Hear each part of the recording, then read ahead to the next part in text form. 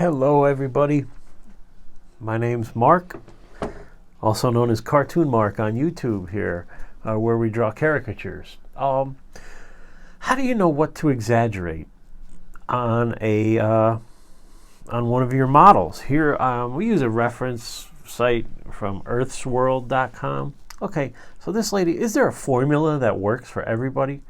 Not really, but there are some things that you can use according to Tom Richmond's book. And I encourage you to get Tom Richmond's book, The Mad Art of Caricature. He talks about where is there more mass, above or below the eyes. Now on this face, there's almost like a square face. I use very simple shapes. So I see a square in here. All right, and then I see it kind of going up skinnier and not much of a forehead, and then that hair.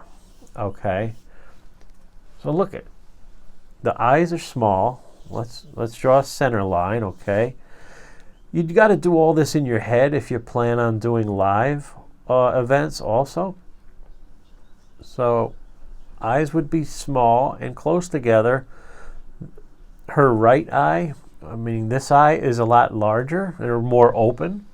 Okay, that nose is kind of long. This forms a letter T. This is what we call T shape, where the eyes and the nose form a letter T. Okay, and then there's the nose, and I see a big space. Her mouth is kind of going this way. A big space between the nose and the mouth, right? Okay, now we're starting to flesh this out a little. Keeping that square, almost diamond shape. See, her cheekbones are very high, like very, very prominent too.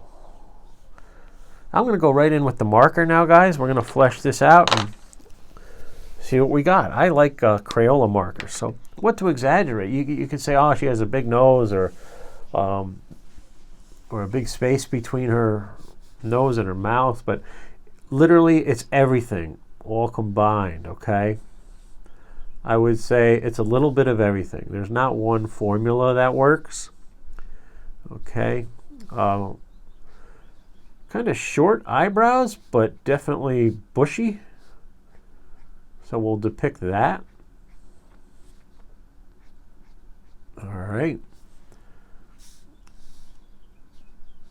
Got some bags under the eyes. Now this eye is a lot smaller or more closed, I would say.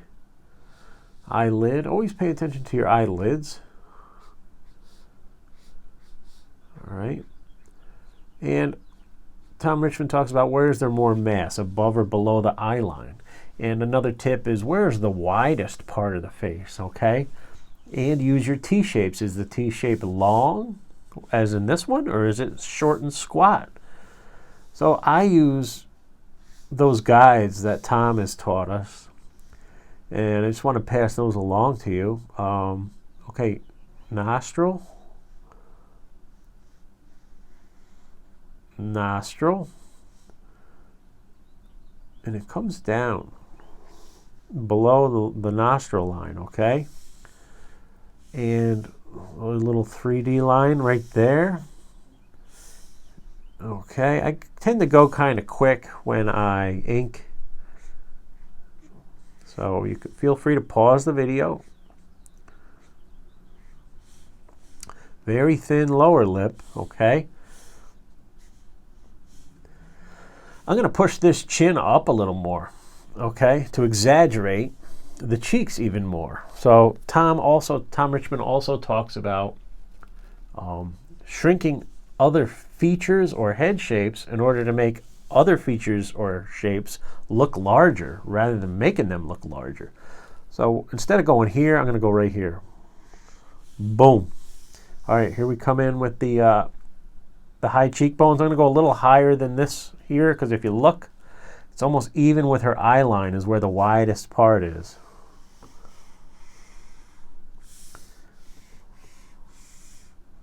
There we go. She's got that thick neck, and we're not going to get into the body today, but we will just indicate that like so.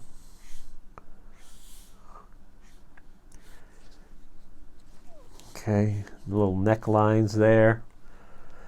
All right, we're going to do the finishing touches, the wrinkles afterwards.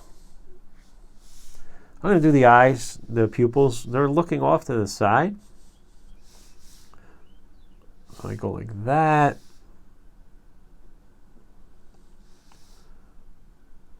Like that. Eyelash. This ear, let's do this ear.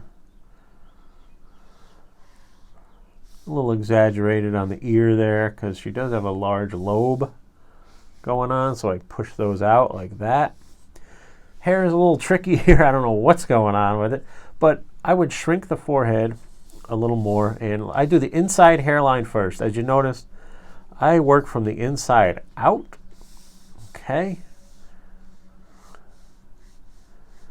All right, starting from the inside, and all right, here we go. We're going quick. We're just going to go for it, and there we go. I tend to make things very simple. I like simplifying things. Sometimes we make, or I used to make, caricature a little more difficult than it actually was. I'm not saying I know everything about it. I learn something with every face I draw, and I encourage you to do that as well.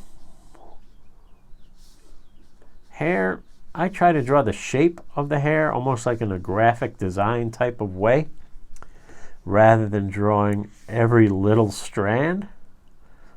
This hair looks very stiff, so that's why I kind of drew it very stiff kind of looking, not very wavy is what I'm saying. Okay, now some lines in the face. Don't go crazy with them, but you want to get the likeness, you know.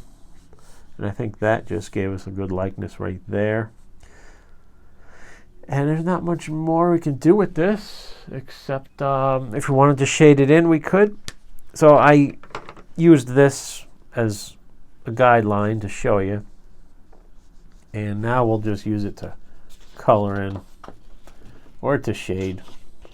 I've got some other paper behind there I want to move to the side because I have a foam pad underneath. That's what we use to get these smooth gradient lines with the Crayola, and especially with the Prismacolor art stick as well. It's kind of a good little tool to use. I just bought a dinner mat. This is a dinner place mat.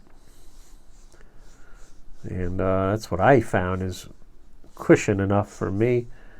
But you don't have to. All right. And just indicating some shading here and there. I think it really helps bring the caricature together. Also, if you notice, I draw my outer lines of my caricature very hard, very thicker, a lot thick to draw the eye in, okay, to hold the caricature together. So that's a trick I learned from Keelan Parham, from his book as well. All right, the top lip, we'll color that in because usually that's in shadow from the nose. Sometimes I just do an outer little line like that, and there you go. That's learning how to and what to exaggerate with caricature. Hope you liked it, guys. Thanks so much.